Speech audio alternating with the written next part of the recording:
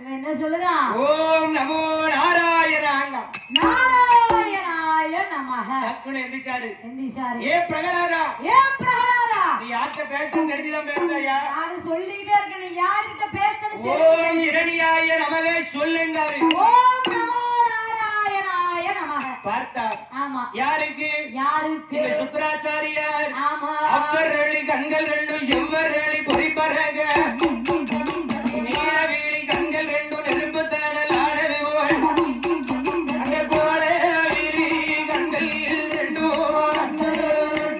கண்கள் ரெண்டு பொறிப்பு தாடல் ஆடல்